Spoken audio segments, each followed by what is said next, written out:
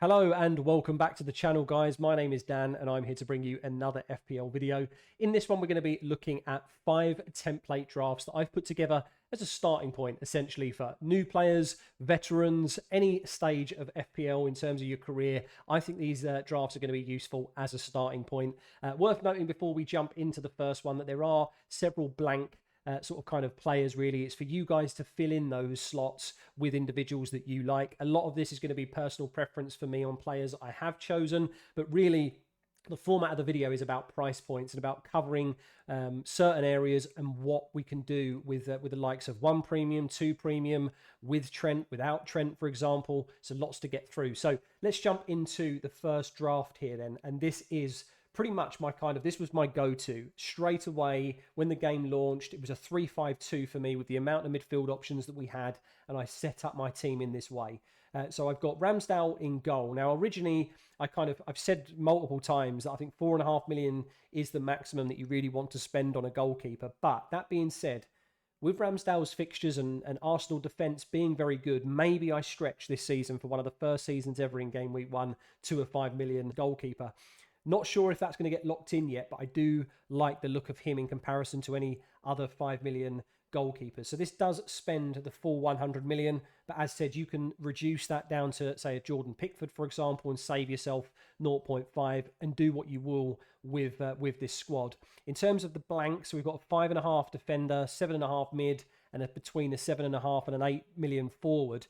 The 100 million below us is if you've maximised the options here. So of course, in the bottom scenario there with 7.5 to 8 million forward, if you spent 8 million pounds, this would be your 100 million pounds budget. If you spent 7.5, it would mean that you've got 0.5 in the bank. Hopefully that's clear, but overall the maximum amount that you could spend if you use your money is 100 million pounds. So in defense then, I think it's worth kind of mentioning at the beginning, 3 of these drafts are going to feature Trent and 2 of them aren't, because this 8 million pound price point on him is he's the most expensive defender in the game, rightly so in my opinion, and it does give us a decision to make. When you look at those 3 fixtures underneath him, Chelsea and Newcastle in game week 1 and 3, it is like, I don't know, now I've got the visualization in front of me of it. I do feel like I maybe jumped the gun with saying that he's an absolute must-own from game week 1. I think he could be a great captain shout in game week 2 against Bournemouth. It's a home fixture. You know, we know what they've done to them last season. It could be an absolute massive haul for him. And maybe not owning him just in that week alone could be really, really damaging. But in my view, he's kind of a replacement of an 8 million or a 7.5 million midfielder. That's kind of maybe the sacrifice or the difference in kind of going with him or not. So I don't know. I'm still on the fence with him. What's your thoughts, guys? Let me know in the comments.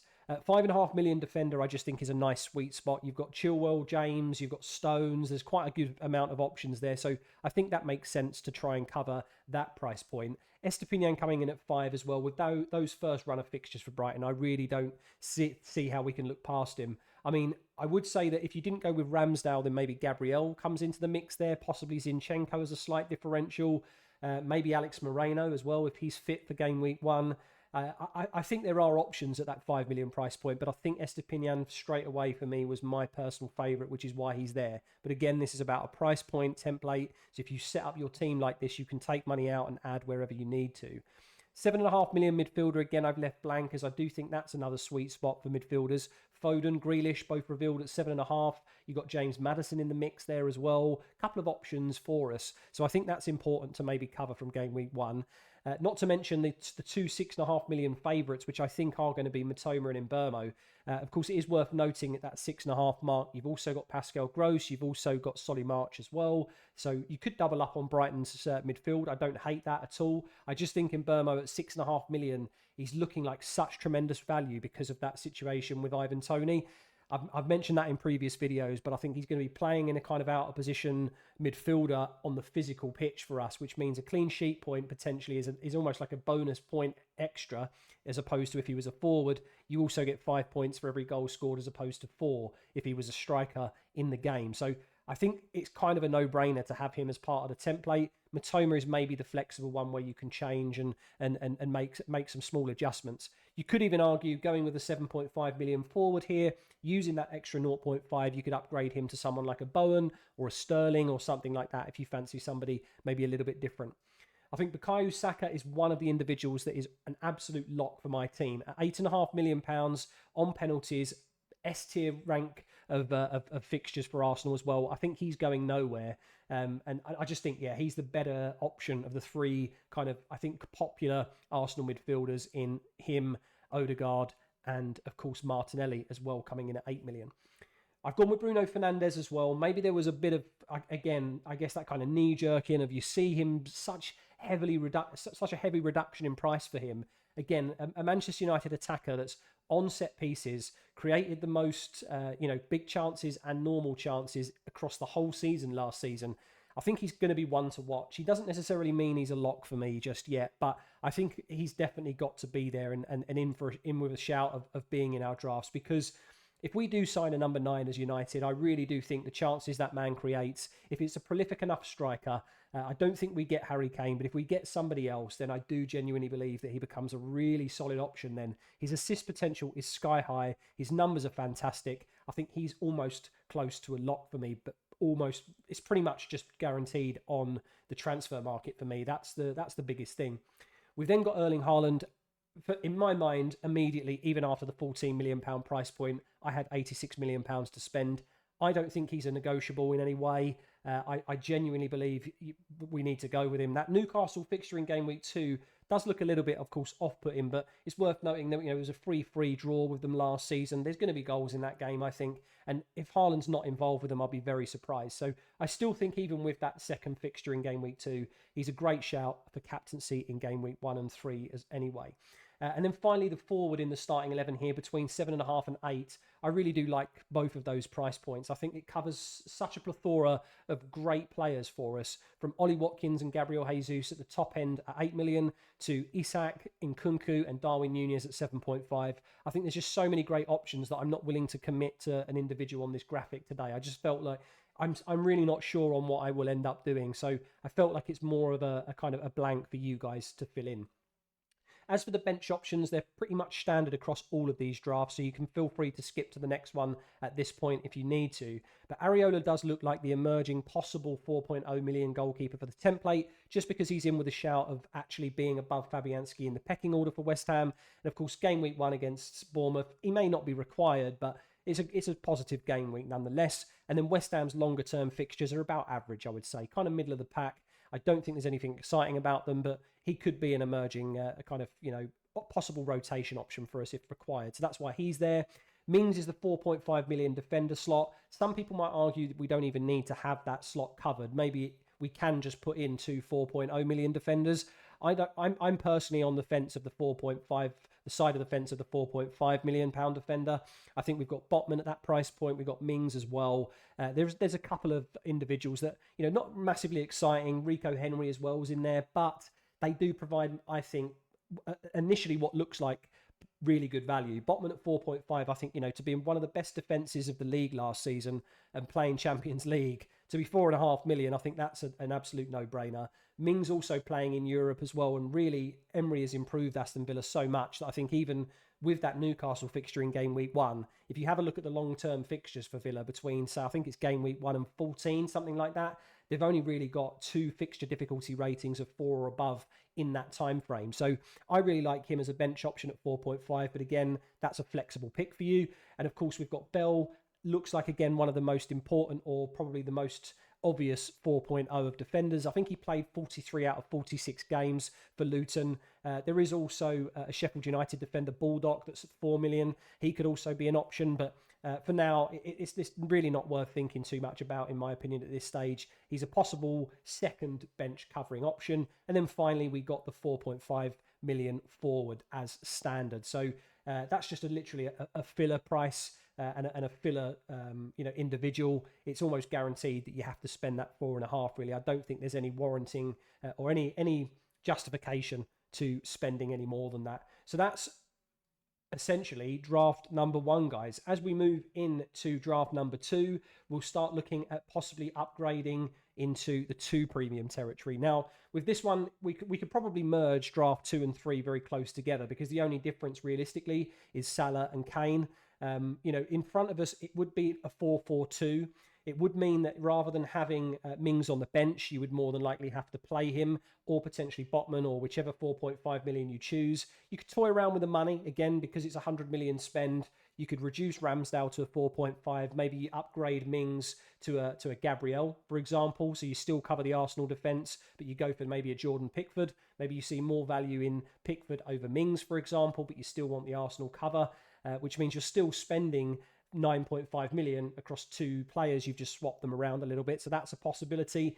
The 6 million mid as well, you could upgrade that to a 6.5 million midfielder, again going for Mbermo maybe.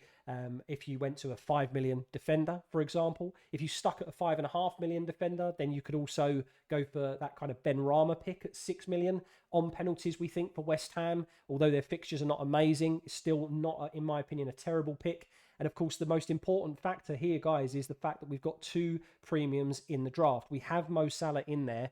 We've got a real strong captaincy decision to make there between Salah and Haaland. So maybe some people don't want the headache and just want to put the armband on Haaland and forget, which is, in my opinion, fine.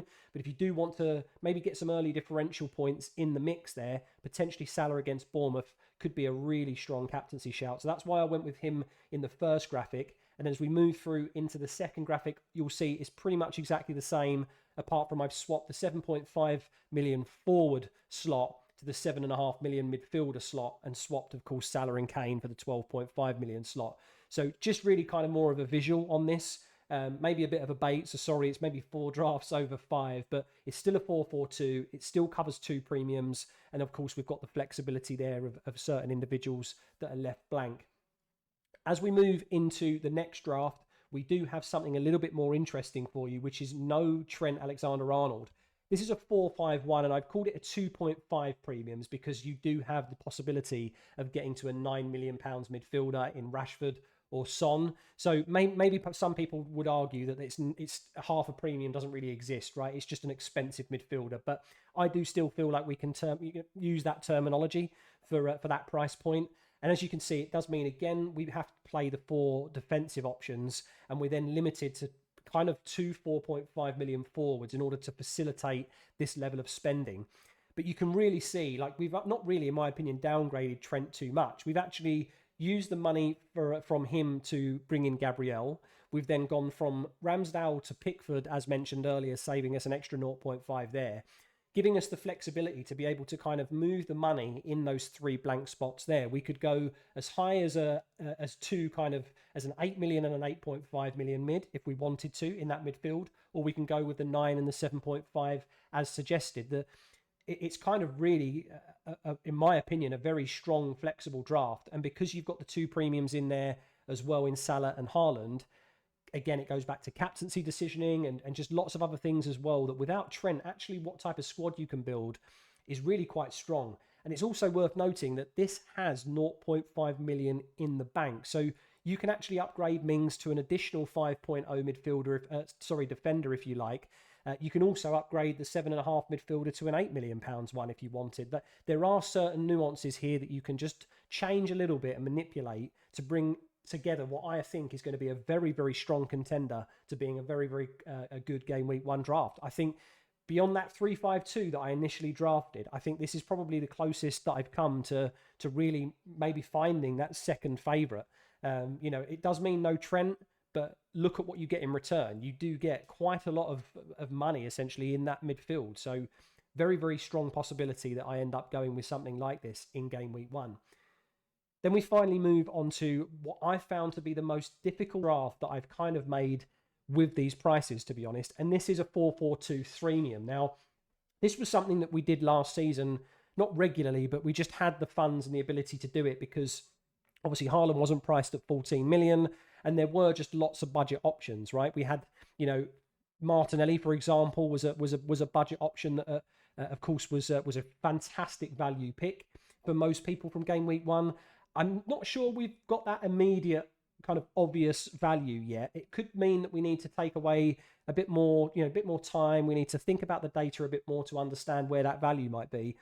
But I do think that Threemium is possibly viable. It does mean that we have a little bit of weaknesses in certain respects, right? We have a 4.5 million midfielder on our first bench slot, which isn't always ideal. The same as the 2 kind of 4.5 million forwards in the previous draft as well.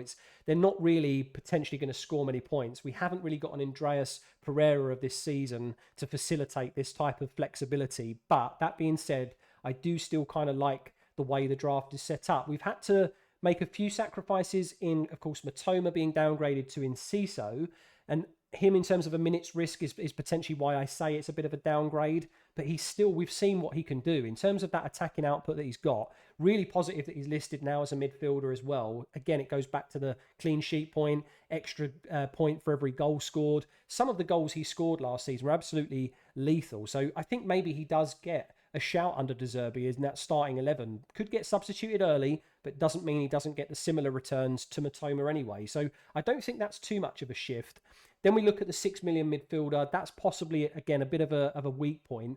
Like I say, Ben Rama for me at the moment is kind of where I would maybe sit as my kind of favourite 6 miller from what I could just sort of at a first glance, looking at who's on set pieces, stuff like that. Looks like he would probably be my kind of go-to in that slot. And then the 5 million defender, I would have preferred it to be a 5.5, if I'm honest. I would prefer to have, the John Stones, the James, the Chilwell options that are out there, as opposed to another 5 million defender.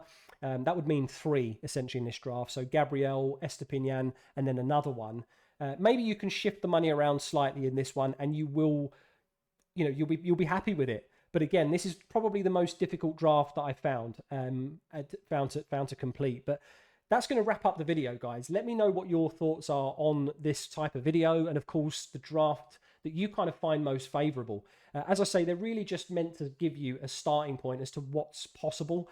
Maybe you've already got to this stage through your own tinkering, but I felt I'd put a video together for those that maybe are struggling to really understand how the price points work and how you can manipulate in certain areas, still spending the same money, but getting maybe a slightly better value for the same amount of cost.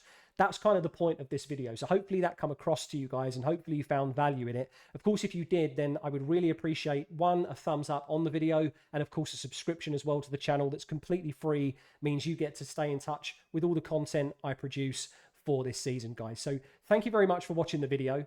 Hopefully you enjoyed, and I will see you in another video soon. Take care.